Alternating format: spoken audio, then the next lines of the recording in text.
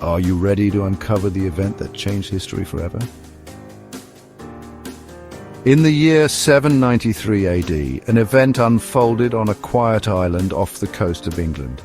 An event that would send shockwaves through Christian Europe and mark the violent beginning of the Viking Age. This was the raid on Lindisfarne, and it changed history forever. Before the bloodshed, Lindisfarne, also known as Holy Island, was a peaceful sanctuary. Founded in 634 AD by St. Aidan, this island monastery was a centre of Christian learning, art and spirituality in the Kingdom of Northumbria. It was home to monks, scholars and scribes who created works like the Lindisfarne Gospels, one of the most beautiful illuminated manuscripts in medieval history. But beneath its spiritual glory lay a vulnerability, its wealth and isolation. So, who were the Vikings? They were seafaring Norsemen from Scandinavia, fierce, skilled sailors and warriors from what is now Norway, Denmark and Sweden. Driven by poverty, politics and ambition, they began exploring the seas, looking for plunder, land and glory. And Lindisfarne, it was the perfect target. On June 8, 793, longships appeared on the horizon. The monks of Lindisfarne, unarmed, peaceful and entirely unprepared, watched as Viking warriors stormed ashore. They plundered the monastery, stealing gold, silver and sacred relics. They slaughtered monks, dragged others away in chains and desecrated what had been one of Christianity's most sacred places. This wasn't just an attack, it was a message. The Vikings had arrived. News of the raid spread like wildfire. The Anglo-Saxon Chronicle recorded the event with horror. Monks and scholars saw it as a sign of divine punishment, a response to moral decay.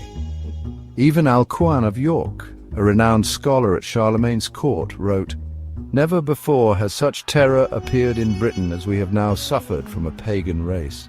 Lindisfarne had fallen, and the world would never be the same. The attack shattered the idea that holy places were protected by God. Monasteries across Britain began fortifying or moving inland. Kingdoms like Northumbria were thrown into disarray. The Christian world reeled. This was a spiritual and military crisis. The peaceful isolation of the early medieval church had ended. What happened at Lindisfarne wasn't just a raid, it was a turning point. It marked the start of a new era, the Viking Age, which would last for nearly 3 centuries. Soon other monasteries were attacked, Jarrow, Iona and many more. By the mid-800s, Vikings weren't just raiding, they were invading and settling, founding kingdoms like Danelaw in England and Normandy in France, and it all began at Lindisfarne. Over time, the Norse impact became woven into British life. Viking language merged with Old English. Norse customs and laws influenced local rule. Even today, English words like sky, knife and window come from Old Norse. The raid that began in violence eventually led to a complex legacy of conflict, cooperation and cultural fusion. Today, Lindisfarne is no longer a target. It's a place of reflection, history and peace. Visitors come from around the world to see the ruins, walk its quiet paths, and reflect on the moment that reshaped a continent. Despite the bloodshed, Lindisfarne endures, a symbol of both spiritual devotion and historical resilience. The Viking raid on Lindisfarne wasn't just the first, it was the beginning of a new world.